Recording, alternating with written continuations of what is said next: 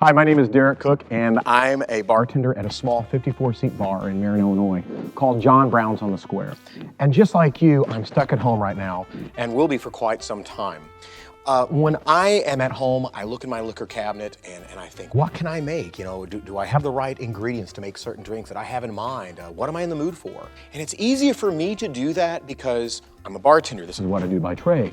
But for most persons, when they go to the liquor store, it's very daunting what they see on the shelves. They don't know the difference between whiskey, gin, vodka, tequila, scotch, and all the other myriad of other liqueurs and things like that. And it can be very daunting what to buy from the shelf. What do they take home? Do I have what I need to make a drink? And then, in addition, what glassware do I use? Do I build it in a glass? Is a small glass, short glass? What does the drink require? Do I shake it? Do I stir it? So these are things that first-time home bartenders, sometimes it can be very confusing. And so I want to show you what all of this is today. And I want to show you how to make some basic cocktails. And once you get these very simple principles on how to make a drink, I think that you'll be able to take it and run with it at home. So let's go ahead and get started. One of the first drinks I want to make is the Old Fashioned. And let's back up a little bit first and say that when we talk about drinks, you'll often hear the word cocktail used. And an Old Fashioned is definitively the original cocktail. And the word cocktail has meant something different to people for the last 50, 60 years. And it has meant something since Prohibition. It meant something before Prohibition. And Prohibition changed the landscape of what liquor was available to us because a lot of the things like bourbon, which requires aging, these things weren't available after Prohibition. So the Old Fashioned is definitively a cocktail, like I said. And what is a cocktail? The definition of a cocktail is spirit, water, sugar, and bitters. Those four things. That is what a cocktail was in the 1800s. And so one of the most important parts of those four ingredients is water. And with all these drinks that we're going to make today, I'm going to talk to you about adding water to the drink. And the water usually will come from ice. Whether we shake it or whether we stir it, we're diluting the drink. We're diluting with water. That's why water is one of the most important parts of a drink. And so we'll touch upon that back and forth from time to time. In the Old Fashioned, four main ingredients. That's what a cocktail is, okay? So we have anything like our sweets, which is simple syrup. Back then they used gum syrup. You can use a sugar cube. That is your sweet component. The bitter component, bitters. Bitters are any part of these bitters right here. Depending on the drink, you might use different bitters. And I want you to think of bitters as salt and pepper. They are the seasonings that bring together the flavors in a dish, okay? And they do this in a drink. They bring things together. And then the spirit, the strong, in this case, bourbon. Your spirit, your base spirit, is what you're trying to bring forward in the drink. You don't want it to get lost in a drink. And lastly, it would be water. I also feel like I should discuss some of the tools and the gear that we use at your home bar. You're going to want to have a jigger. Why? Because this is how you measure the ingredients that you put into your drink. You can get these online. You can get them at any, probably at your local liquor store. But one of the greatest things that you can find in a jigger is if it has lines in it with measuring marks. That way, you know how much you're putting in there, and you don't have any guesswork at all. Just like if you use measuring spoons and cups while you're cooking or baking at home. Also, a mixing glass. This right here, a solid mixing glass that's heavily weighted. You can put it down on your bar and you can take your mixing spoon and you're going to mix in that mixing glass. A shaker. A two-part Boston shaker. There are two parts to this, okay? And when we use this, I'll show you how to use it properly and have a good seal on it. For the last couple things, you need a strainer. This is a Hawthorne strainer. This is so that when you strain the drink from the jar or the mixing glass or the shaker tin, you won't get any ice in the drink that you don't want in the drink. We have a double strainer right here, and then you already saw a mixing spoon. So the Old Fashioned. There are many ways to approach this drink when you build it. I know one of the very first ways I was taught to make this drink. I've long since forgotten it, and I've changed my methods after I've read books and after I've watched other bartenders. I mean, I'm the first guy to say there are right ways and there are wrong ways to do it, and we are going to make an Old Fashioned the oldest and simplest way. So we're not gonna make a glorified fruit salad. We're not gonna be muddling really anything in this one. I'm gonna show you a solid way to have a great drink every time you make this. So we're going to make this old fashioned in a rocks glass. A rocks glass is a simple tumbler. They make them in a lot of different sizes. This is 9 ounces probably. It's the perfect size to put ice in and pour a drink into it. When you make a drink, when you start to think, well, how much, I'm gonna put 2 ounces of this and 1 ounce of this and how much volume? You know what I want you to shoot for when you make a drink? I want you to shoot for no more than 4 or 4.5 ounces of liquid volume. And that probably includes the stirring or the shaking, because remember, we're adding water. This is a perfect size glass to fill with ice or have a large ice cube in it and have that liquid go in there. So as we start to make these drinks, one of the more important things you'll want to do at home is chill your glassware, because you want your glass to be epically cold when the drink hits it, and you also want this to be cold as you start to pour your ingredients in. Because think about it, as soon as ice hits either one of these, if these are room temperature, they're going to melt. Now, I'm not going to do that here today because I want you to see a pure color of the drink, and so I'm not going to chill either one of these. Now, one of the biggest mistakes that I see a lot of bartenders do and a lot of friends do is they will put ice in their mixing glass before they add any ingredients, and they'll put the ingredients over that ice, or they'll put ice into their shaker and put ingredients onto that ice. Immediately, that ice is going to start melting, and you want to be in control of how much water is in a drink. So we always add our ingredients first, and we always use the cheapest ingredients first. Why would you use the cheapest ingredients first? Because if you mess up, you've messed up on at least the cheap stuff and not this $50 bottle of booze that you just pulled out of your liquor cabinet. So let's get this started.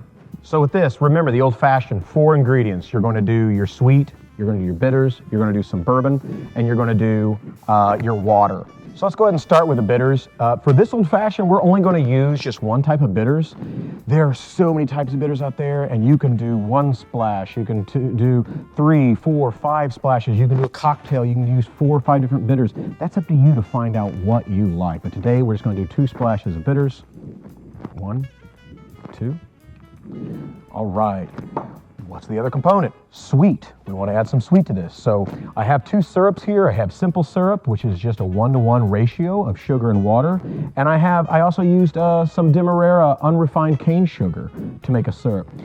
I'm going to use this one because it is so delicious. It's just as easy to make at home. We're going to do 1/2 ounce of Demerara syrup.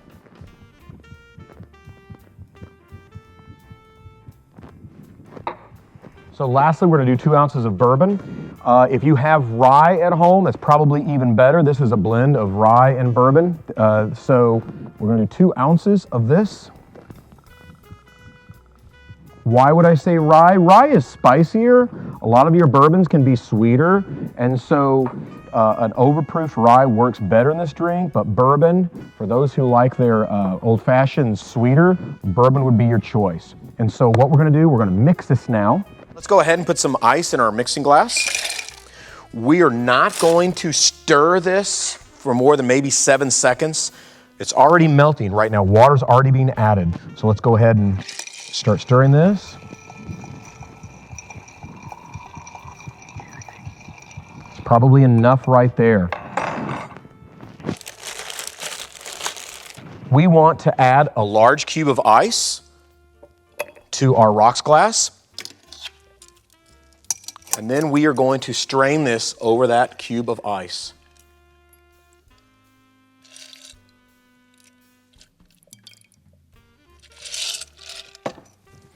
For this, we're going to garnish it with an orange twist, and we're going to express the oils from the orange twist over this. So we're going to go ahead and then cut a nice peel off of our orange. And I do want to show you something. When I say express the oils, I want you to really understand what I'm talking about and how this can absolutely make a drink by putting the oils, the essence in this drink. So I have 2 peels here, and I just want to show you something.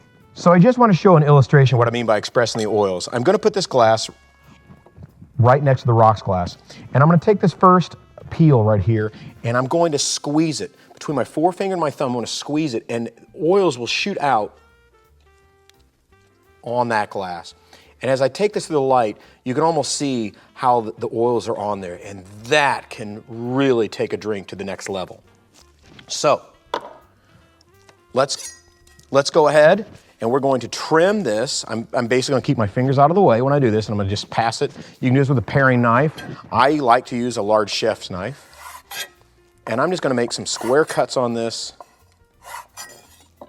And I'm going to take this peel and I'm going to express it over the drink. And then I'm going to take this peel and I'm going to go around the drink. And all I'm going to do is just set it in the drink like that. If you have some nice maraschino cherries, you can drop a cherry in there. There's a lot of debate on whether you should or not. This is how you like the drink. This drink is all about you. Go ahead and express yourself, just like the oils. This is your drink. This is the old-fashioned, a simple whiskey cocktail.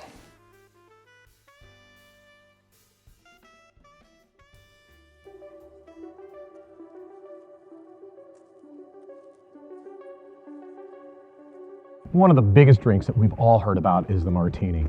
The martini, a classic martini, is one thing, and then flavored martinis are another.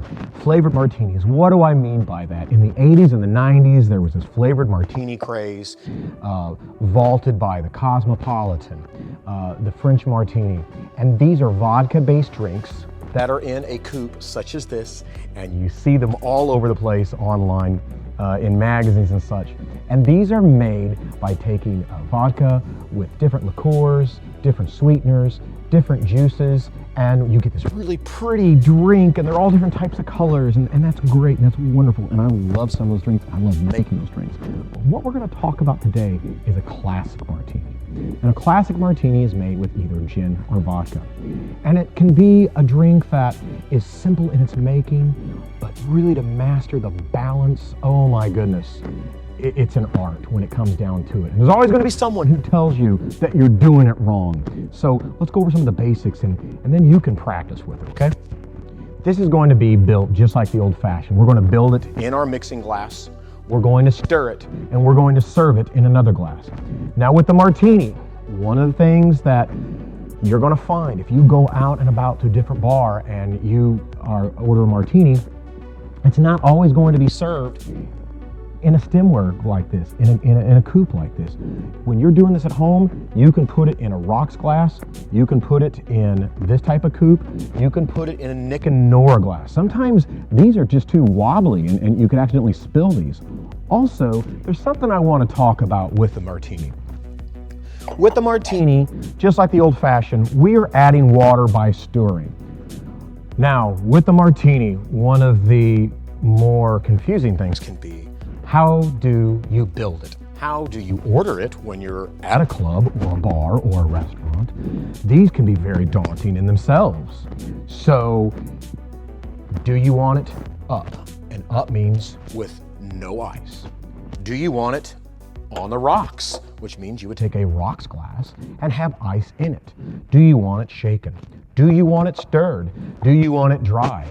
Do you want it dirty? These are all things that I'm going to go ahead and explain to you right now to try to erase any confusion about what a classic martini is.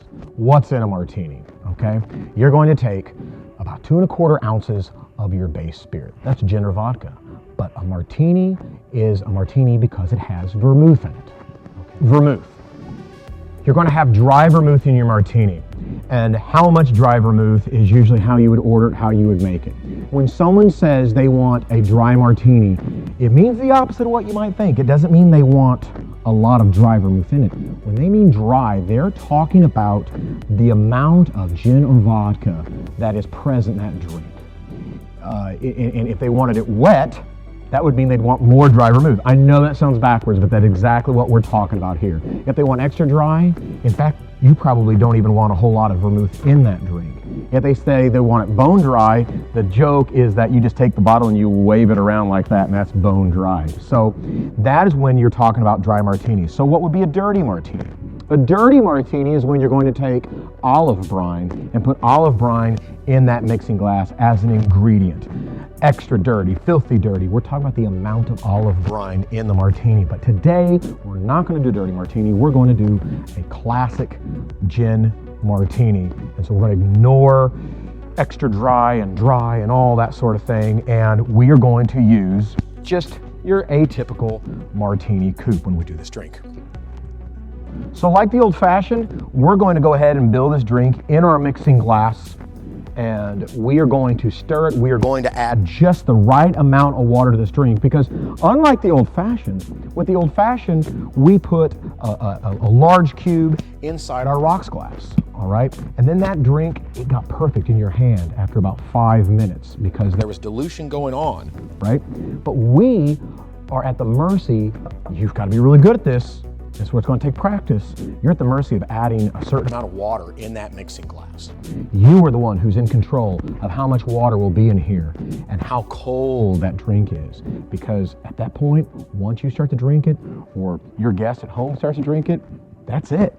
It's out of your hands and it's in their hands. So it's a very tricky thing. And so what we're going to do with the old fashioned, we got a good stir for about 7 seconds, and that was it. With this, we're going to overstir. We're going to over dilute that drink. And that is the secret to making an incredibly smooth, delicious martini, is overstirring, over diluting the drink. So let's get started. Okay, so we're gonna start building this. We're gonna do it in our glass. And just like I talked about with the old fashioned, it's very important to probably have your mixing glass chilled and your glassware chilled, because you want that glass cold and not room temperature when this incredible drink that you just made and you want it to be perfect goes into that glassware. You don't want it to go into warm glassware. But again, for the sake of what we're doing here, we're not actually taking the ice and chilling these things, because I kind of want you to see the pure color of the drink and not something that's all frosted over. So in this case, we're going to start with our vermouth. So we're going to take our dry vermouth and we're going to do 3/4 ounces of vermouth.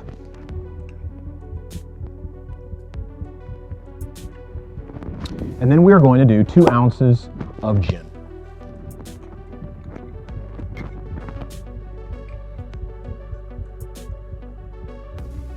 One, and then 2. That is all that is going to go in this, but what's the most important ingredient in a drink, in a cocktail? Water. So that's what we're going to do here. We're going to add some water to our mixing glass. And we are going to overstir this. We're going to go ahead and over dilute this drink. It's going to provide chill. And also there's going to be enough water in this, I don't know, let's say maybe a half ounce to an ounce of water in this drink that makes a wonderful martini. And so just like the old fashioned, remember, you're going to get the convex side against your glass, get it in there, and you're going to just move that around the glass, all right? And it doesn't matter if as a beginner, again with the old fashioned, you're doing this slow or if you do it fast. But the idea with this is to add a lot of water to our cocktail. We're getting a great chill to it. We're adding water. This, and the old fashioned, around 7 seconds.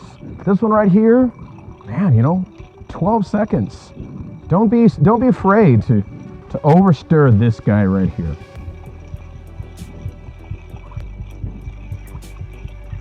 All right. All right, let's go ahead and pour in our coupe.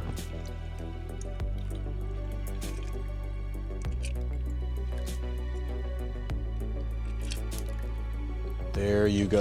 If you'll notice, I didn't do a really long pour. Look how beautifully clear this drink is. If I did a long pour, I'd be creating all these bubbles, and that's not what a martini is about. Why didn't I shake this drink? Because I didn't want all these ice flecks in it. That's fine if you have citrus, but I didn't want to do that, all right? So this is all we're going to do. Now to garnish this, you probably want to take a cocktail pick with 1 olive, 3 olives, and set it in there if that's your thing. But what we're going to do, we're going to simply do a lemon twist. And just like the orange twist that we did for the old fashioned, we just get a nice swath off of our lemon. I mean, that's just a wonderful, wonderful peel right there. I want to trim that up. So I'm just going to do 1 pass, a 2nd pass, and then I want to cut some angles on it, okay? So I'm just going to do that, and then that. Peel right here, I want to just express the oils. And And then I'm just gonna do a wonderful twist, and I'm gonna drop this right in the drink.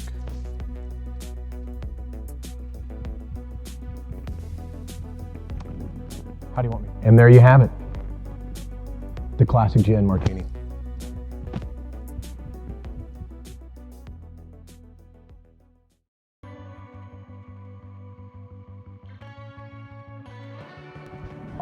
So next we're going to make a Manhattan.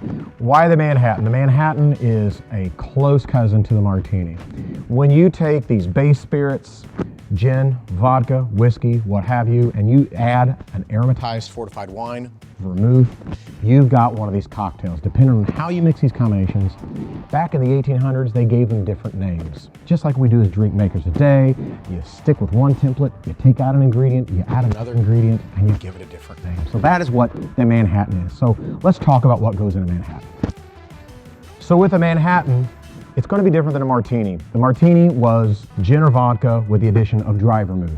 The Manhattan is going to be a whiskey, rye whiskey, bourbon, with the addition of not dry vermouth, but sweet vermouth. So in this case, we're going to use the same whiskey that we did, the same rye and bourbon mix that we did with the old fashioned, and we're going to use sweet vermouth. And we're also, what's going to make it a little bit different than the martini, depending on who you ask, we're going to use bitters. Now, a Manhattan. How do you make it? How do you build it? A lot of persons like their Manhattan on the rocks. They like them sweet. They'll add cherry juice to it. We are going to go with one of the strictest definitions of the Manhattan. We are going to serve the Manhattan up in a Nick and Nora glass, this simple coupe right here. We're going to build this in a mixing glass. We're going to stir it just like we did the old fashioned, and we're just going to simply strain it into this glass. And we will garnish it with a lemon twist. You can garnish it with cherries, you can do the lemon twist, you can do both. We're just going to simply do the lemon twist when we build ours. Okay, so remember, cheapest ingredients first. So let's start with our bitters. So, you know what? Just for grins for this one, we'll use Peychaud's bitters. We're going to do 2 dashes of Peychaud's. 1, 2. Then we are going to do simply 3/4 ounces of sweet vermouth.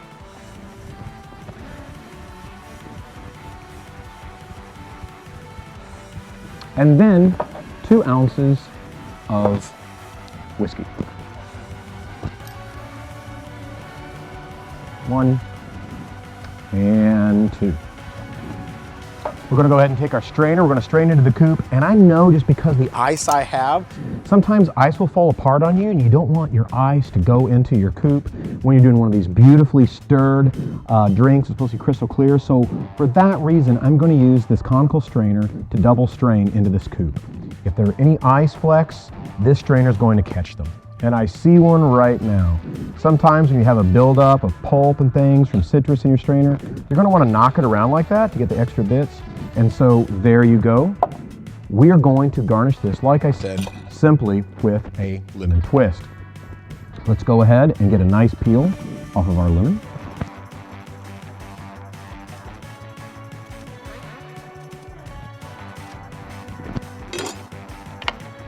We'll go ahead and trim it, because you can see how it's kind of rough around the edges. There's nothing wrong with that, but we're just going to trim it very quickly. I'm going to express the oils off this peel. And I'll just twist it, and I will drop into the drink. Now sometimes you drop in the drink, it's up to you. You don't have to drop in the drink. Again, it's acceptable to have a cherry in here. That is how we're going to present it. So that's how we're going to present this drink, the Manhattan. Cheers.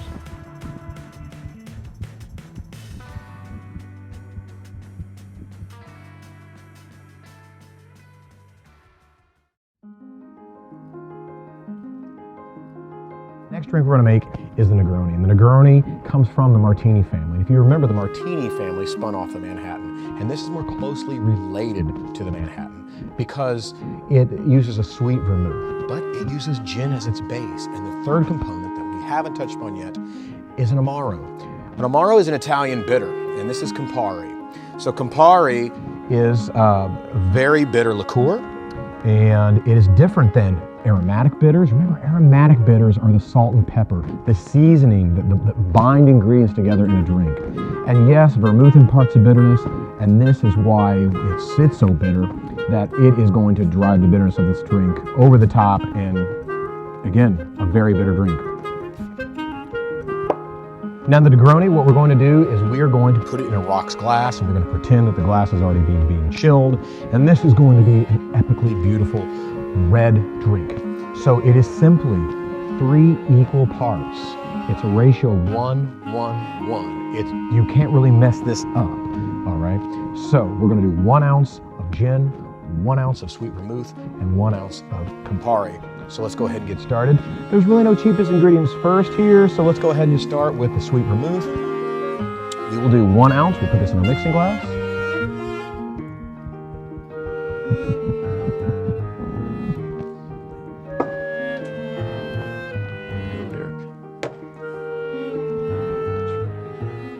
Yeah. Okay. So we're going to start with sweet vermouth, 1 ounce. And then we're going to do 1 ounce of Campari.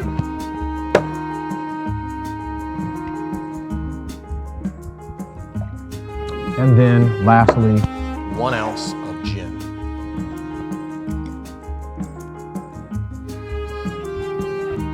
That's it. 1, 1, 1. Let's go ahead and put some ice in our mixing glass.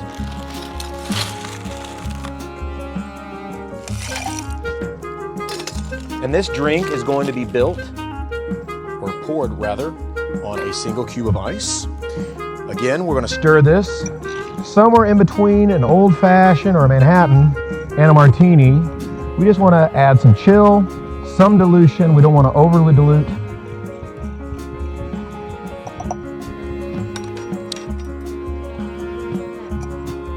If you don't have a single rock, you want to just build this over ice, it's quite all right. And for this one, we're going to garnish with an orange peel. And you know what? Maybe I'm not going to trim this one. Let's just not. Let's just do this entire thing. I express the oils. Go around the edge of the glass. Drop it. There you have it. This is the Negroni. Chin chin.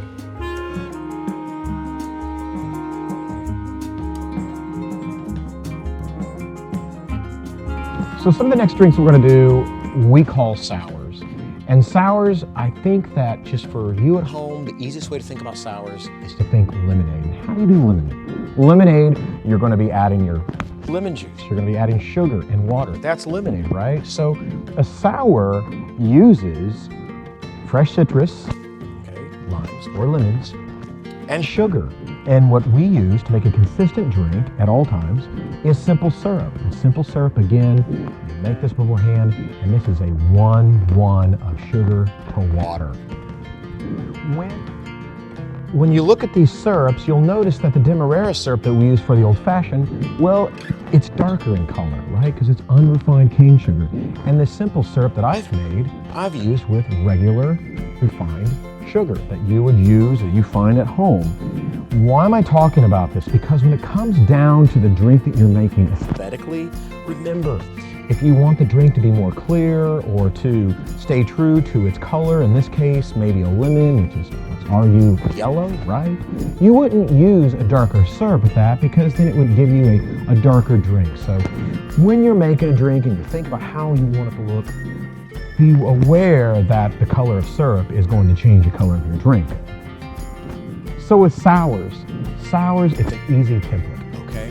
The specs on a sour are generally speaking 2 ounces of your base spirit, your strong, and then a 1-1, 3/4 ounces of your simple syrup and 3/4 ounces of your citrus, whether that be lemon or lime. Depending on the ratios, and depending on whether you use lemon or lime, depending on the spirit, these are called different things. A whiskey sour is what you think it is, a whiskey lemonade. A rum sour is arguably a daiquiri. A tequila sour with the additional triple sec is really a margarita. And so that's where you start to see, if you just change out the base spirit, the entire drink changes. All right, so what sour are we gonna start with? We're gonna start with a whiskey sour. Now, these are the drinks that are shaken and not stirred because they're gonna have the citrus in them, they're gonna have these ingredients that really need to be brought together violently, if you will. We are going to be adding water through the shaking process, and so that's where something like this, a Boston shaker, is going to be what you wanna use. So they're usually in 2 pieces. If you just have this half and wanna use a pint glass over this, it's the same thing. You just want to make sure you get a good seal on it and it doesn't spill anywhere. What am I talking about a good seal? You're going to take the bottom part of your shaker that you put your ingredients in, and when this part comes down on it, you want this to be a straight line, just like that. And you'll watch me pop it, and when I do, you see the straight line right there? That's a good seal. This gap right here will allow me, after the drink is made, to pop it with the palm of my hand and release this. You'll watch me, I'll pop it, and then I'll just pinch this over to the side. Don't get your finger in there, you'll probably get a blood blister. So after the drink is made, I pop it, I bring it over to the side, and then I let the drink pour into the tin, and I'll always bring it down like that. You can always drop this in here if you would like. So that is how you use a 2-piece Boston shaker. We're going to make a whiskey sour, so let's get started. So with the whiskey sour, we're going to build everything in the small part of the Boston shaker. We need some citrus juice. We're going to need some fresh citrus juice here. So you might have a hand juicer, and I will tell you right now that generally speaking, a size of fruit such as this size of lime will yield about 1.5 ounces of citrus juice. I have some extremely oversized lemons, so we're going to go ahead and measure out with our jigger to see what we have. So let's go ahead and juice these. We're going to do a whiskey sour which uses lemon juice. So I'm going to cut this in half. This is so simple how I do this. And let's see if we have 3/4 ounces.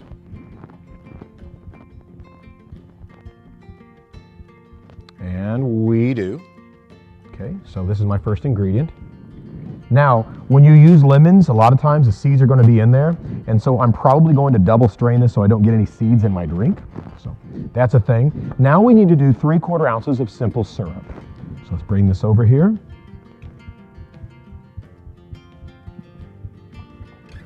There we go. And then we need 2 ounces of whiskey.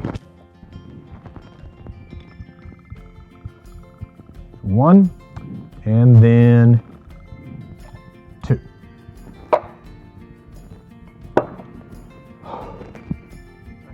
Let's wait, right? So now all we need is some ice in our Boston shaker. We'll get this stuff out of the way.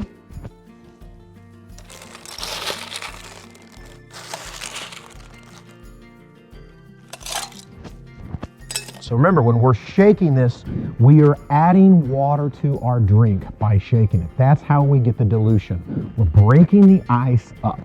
So let's go ahead. Remember, we're gonna get a good seal on this. See the seal, right? We're just gonna give it a shake. Doesn't matter how you shake this guy, just don't let it fall apart. And it is best, especially when you're using a pint glass, if you're around your friends, keep both hands on it and have the glass away from you. Because if this thing should fly apart, you don't want the glass hitting someone in the face. It has happened before. So let's go ahead and we get a good shake on this.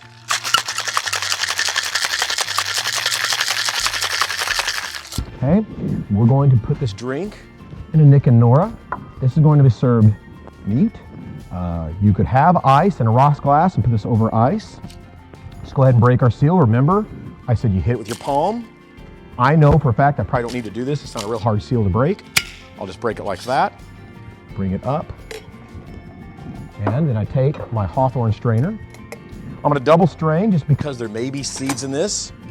If you were probably to have a cocktail party and you squeezed a whole bunch of lemons beforehand, you would probably strain those out through a cheesecloth. That way you would get rid of the extra pulp that builds up, you get rid of the seeds, and you wouldn't have to worry about double straining per se.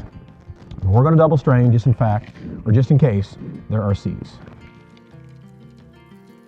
You can do a long pour, just like that. It doesn't really matter if you're adding bubbles to your drink.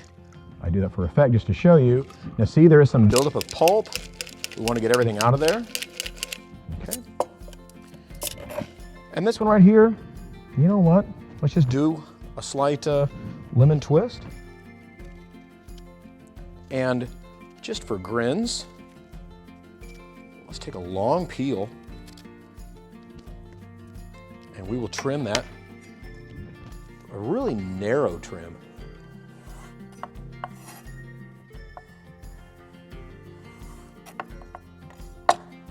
So you can see how this is really a long ribbon.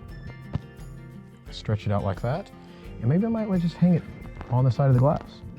This is a whiskey sour.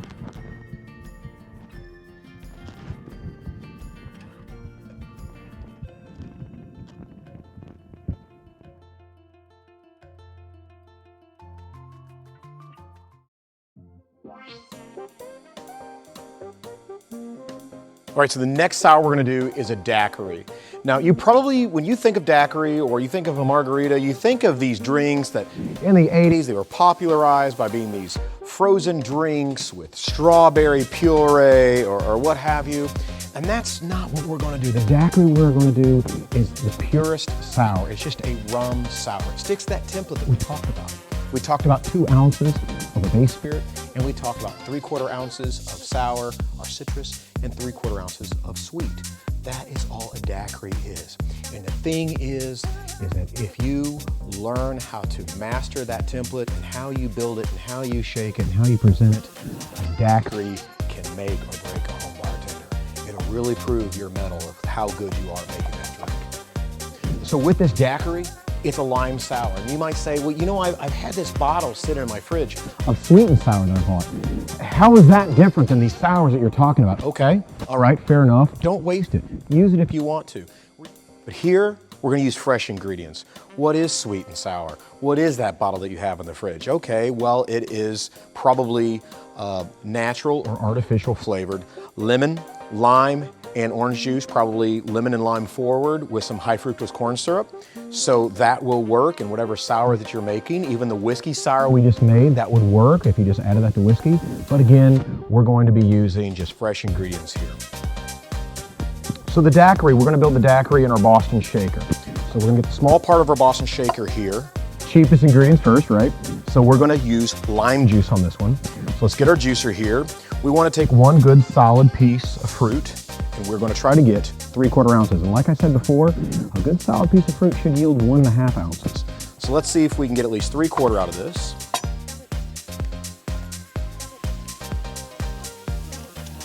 Okay, let's go ahead and take our jigger. And we got our 3/4 ounces. In fact, there's a little bit more of this kind of, okay. I like my drinks tart. It's not going to be overshined by the sweet or the sour. The core of our drink, in this case, rum, we want it to shine through. Now I want to do something different with this drink that we haven't done with the others. You might hear someone say that they split the base, and the base spirit being rum. What do they mean by splitting it? They just take however much is required in the template. If the specs say 2 ounces, you can take 1 ounce of darker rum, 1 ounce of a white rum. You still have 2 ounces of rum, and you're not messing with the spirit at all. It's just once you start to understand the ingredients in your liquor cabinet and you understand how they relate to each other, you can start to interchange different parts. And with this base spirit, what we're going to do right now, we're going to take 1 ounce of a white rum. This is a 4-year white rum, Flor de Caña. And then we are going to take 1 ounce of a 12-year rum. This is one from Guyana. It's been aged for 12 years in an oak cask, so it has this nice dark golden color. We're going to take that. We're going to put some ice in that part of our Boston shaker. We are going to serve this in this coupe right here, the Nick and Nora glass. Remember, we want a good seal on our shaker.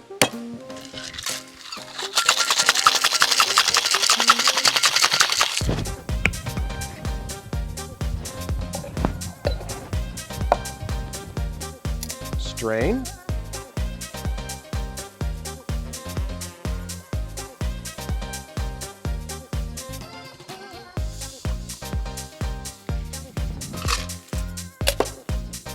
And to garnish this drink, we're going to simply do a lime wheel.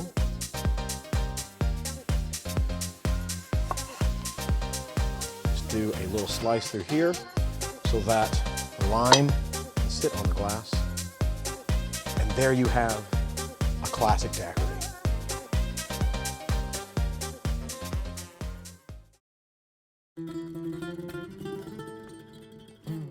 The last drink we're going to make is the Margarita. And the Margarita is a sour, but it has the addition of triple sec. And when you take a sour and you add a liqueur or other modifier to it, it brings it into what's called the daisy family. And what is Spanish for daisy, but margarita. And so the Margarita, you love them, and they can be frozen and served over ice and huge fish bowls. And there's so many different ways to present a Margarita. Today, we are going to do it just in a coupe like this. We're going to do it up without ice, and we will garnish it with simply a lime wheel. Now, the first thing we want to do, we want to get a nice thick salt rim on our coupe. And we do that by just taking simply a piece of lime, and we want to kind of squeeze out the lime juice on the rim as we spin it between thumb and our fingers. So now we have this coated lime juice, and I want to simply get a nice coating of kosher salt on here as you simply press it into the salt. All right, so let's build this thing. We're gonna take our Boston shaker here, and if you recall, with the sour template, you go 3/4 ounces of your citrus and 3/4 ounces of your sweet. I'm gonna go a little bit tart. I'm gonna go 1.5 ounces of lime juice, and then I'm gonna go 3/4 ounces of an agave nectar syrup. So let's do the lime juice. Surely I'll get 1.5 ounces out of this. Let's go ahead and see. Close enough. It's definitely more than the 3/4 ounces that it typically would have called for. I want to do 3/4 ounces of agave nectar syrup.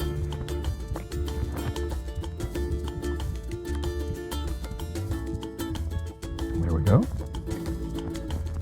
We need 3/4 ounces of an orange liqueur, in this case triple sec. If you have Cointreau, Grand Marnier. Grand Marnier also has cognac in it, but just plain triple sec or an orange curacao is quite all right. Let's go 3/4 ounces of our triple sec, and then our base spirit is going to be 100% pure agave tequila. We're going to use Hornitos Plata. This is silver. Why? Because it hasn't been aged as long as a Reposado or an Añejo. So let's do 2 ounces of our tequila.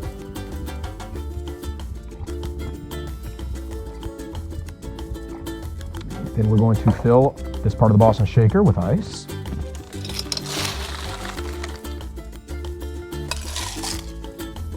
We're going to get a good seal. We're going to shake.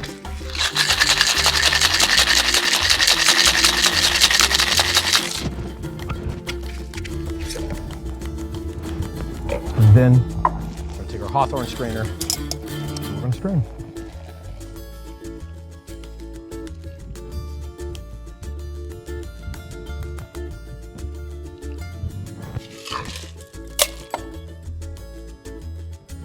And garnish simply with the lime wheel. This is Margarita. Salud. So there you have it. Thank you so much for watching this entire video. And I hope that you have a better understanding of what's on your shelves at home or what's on the shelves of the liquor store when you go there. I hope that you now know a lot of the differences between these drinks and how they are related. That if you take out a part or you can put in a part, just stay within that template of that family and experiment. Come up with a drink that is unique. Give it a name for this time that you've spent at home. This is a tough time for all of us. It's a wonderful thing that Union Street Arts right now is getting together artists of all, musicians and even what I do, and they're allowing us a stage in which to show you our craft in this time. I'm just simply one of tens of thousands of service industry workers right now that we're doing our part and we're staying home, and we love what we do and we want to share these things with you. We can't wait to get back to work. But the most important thing right now is that we stay put where we're at and we're able to show these things to you. So, you know, I hope that you're able to also enjoy your time at home with your loved ones. And be sure to like Union Street Art's Facebook page and my Facebook page and my Instagram, Cocktails with Derek. And now, in this next month, more than any other time, you have favorite restaurants that are around your small town, even us here in our little small town of Marion, Illinois. Order from them over the phone and do curbside pickup. You know, keep those businesses alive so that they're still open once this whole thing is behind us. And we're going to look back at this and we're going to laugh, and you're going to be more knowledgeable about things. And I hope that I played a huge part in that. So I want to thank you again. My name is Derek, and I much love and good health and peace to all of you.